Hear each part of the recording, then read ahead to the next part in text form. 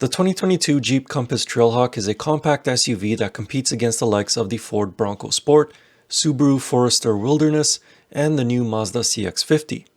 It's a more rugged version of the Compass that you can take pretty far off the beaten path. So is this the off-road ready crossover to get, or should you go for one of its competitors? Let's go for a drive and find out.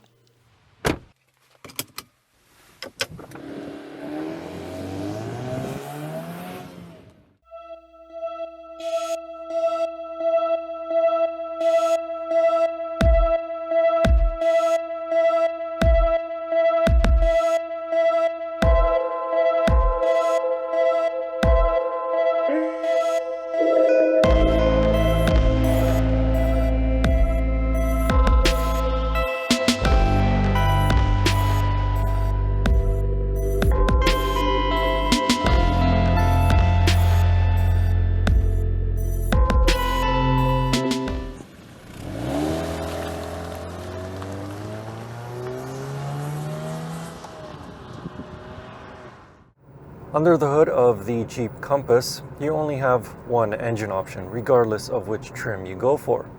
It is a 2.4-liter naturally aspirated 4-cylinder, and it produces 177 horsepower and 172 pound-feet of torque. Now, when you're just driving around town, it's an adequate amount of power. It gets off the line at a pretty reasonable pace, and the engine's RPMs don't need to shoot up to 4,000 to get this Compass going. However, when you're going up a particularly steep hill or when you're merging onto a highway, that's when this engine feels underwhelming. The peak power figure is pretty much right up at the red line, and the peak torque figure is reached at around the 4,000 mark. So this engine really needs to rev when you're, again, going up a steep hill or merging onto a highway. Like right now, I'm going up a decent gradient and the engine is starting to creep up there. It's at 3,000 RPMs now. So a little bit more power would have been nice. Maybe a turbocharger would help as well. But at least this engine can return some decent fuel economy numbers, so long as it's mostly highway driving. In the city, it is rated for 10.8 liters per 100 kilometers, and on a highway it can get 7.8 liters per 100 kilometers. The highway fuel economy is better than its direct competitors, but the city fuel economy is quite a bit worse than the others. Because of its city fuel economy rating, I was only able to manage an average of 10.6 liters per 100 kilometers during my time with the SUV.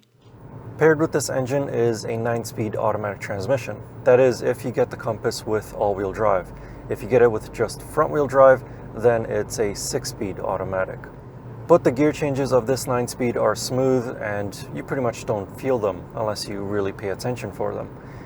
However, if you stab on a throttle pedal or change the gear selector into manual mode, the shifts are, well, they take a while to change. This is the biggest gripe that I have with this powertrain. The transmission is just way too slow and it just ruins the whole driving experience in my opinion. Now for the good stuff. The brakes on the Compass Trailhawk are strong and have no issue in bringing the crossover to a stop. The brake pedal is firm, but it has enough travel to make it easy for smooth stops. The handling dynamics of the Jeep Compass are also a plus for this crossover SUV. Steering effort is moderate at slow speeds, but really stable at highway speeds, which makes it track straight and true. Where this crossover SUV really shines is, of course, off the beaten path. The Compass Trailhawk has a 4-low mode, which locks the transmission in first gear to replicate a low gear ratio for crawling. This gives it a 20.4:1 drive ratio. There's also a 4x4 lock, front and rear tow hooks, a front skid plate, hill descent control, and a 1-inch raised ride height. The overall ride height is 8.5 inches. The Compass Trailhawk also has Select Terrain, which are drive mode programs for various terrains that you may drive through. These alter various characteristics of the Compass to provide the best possible traction for the road or trail surface. The modes are snow, sand, mud, auto, and rock.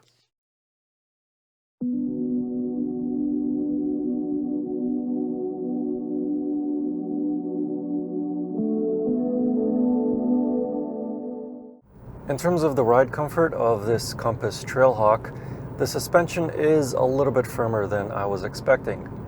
Having said that though, it's not completely unbearable when you drive over potholes or manhole covers. But one thing that I do want to mention is that when you're at a stoplight and the auto start stop system has not engaged and the engine is just idling, you can actually feel the vibrations of this 2.4 liter four-cylinder. That's not good.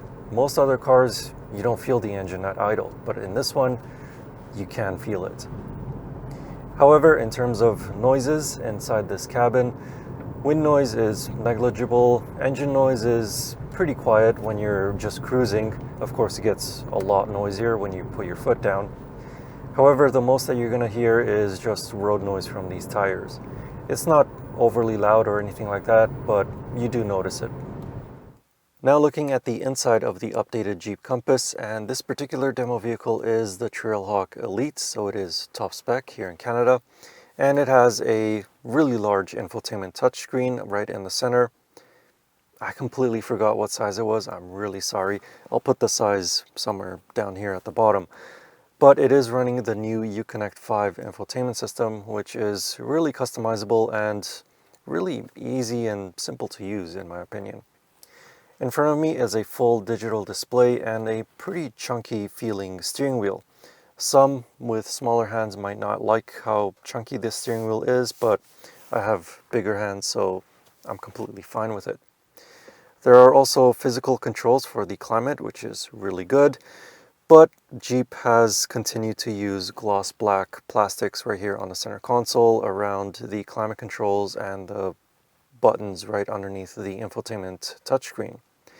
If you know me, you know that I really hate all this gloss black because it's gonna immediately attract dust and fingerprints and scratches. So it'll look bad after 6 months, never mind 4 years or 5 years. However, in terms of actual space in this Jeep Compass, legroom is pretty much the same as its competitors, the Bronco Sport and the Mazda CX-50. So my 6'4" heights, I got no issues with legroom. Headroom is a little bit less than some of its competitors, but it's still okay for my height. In the back, the Jeep Compass has a little bit more legroom than the Ford Bronco Sport. So with this seat in my driving position, my knees are touching up against the back, but they don't feel squished at all. The Mazda CX-50 has even more legroom still. For my feet, there's plenty of space, even though this seat is as low as possible. However, it's a different story in terms of headroom. My hair is brushing up against the headliner, so I have to hunch a little bit so that it doesn't do that. There is a hump in the center, but it's not a really tall hump, it's nice and shallow. There are a couple of USB ports as well as power outlets, and your cup holders go right here. And that's about it for the back. In the trunk, the 2022 Jeep Compass has 800 liters of cargo space with the rear seats up and 1,700 liters of space with the rear seats folded.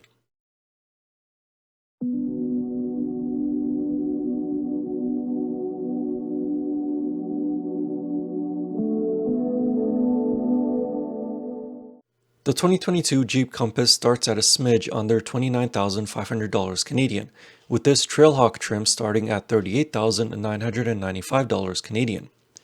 As equipped, this demo vehicle costs $47,385 Canadian. At least for the nearly $50,000 price tag, this fully loaded Trailhawk Elite has heated and ventilated front seats, heated rear seats, heated steering wheel, a panoramic sunroof, wireless phone charging, hands-free power liftgates, surround view cameras, adaptive cruise control with stop and go functions, leather upholstery, and the list just goes on and on. However, advanced driver and safety aids are nowhere to be found if you stick to the lower trim levels of the Compass. At least not standard like some other crossovers.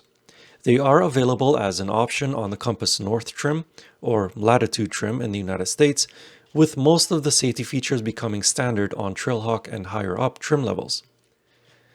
So overall, there are two ways to look at the 2022 Jeep Compass Trailhawk. As an on-road, daily commuter type of family vehicle, there are more suitable compact SUVs such as the Honda CR-V. However, as an SUV that will be used in the mud and forest service roads by adventurous families, The Jeep Compass Trailhawk is one of the best ones on the market. It has the trademarks of Jeep capability, but without feeling utilitarian like the Wrangler. If you want to know more about the Jeep Compass Trailhawk, I wrote a more detailed review of it over on my website. You can find the link in the video description or click on the pop-up banner in the top right. And as always, I will see you in the next car or truck, or most likely it'll be another SUV. Anyway, thank you for watching. Please like and subscribe, and I'll see you in the next video.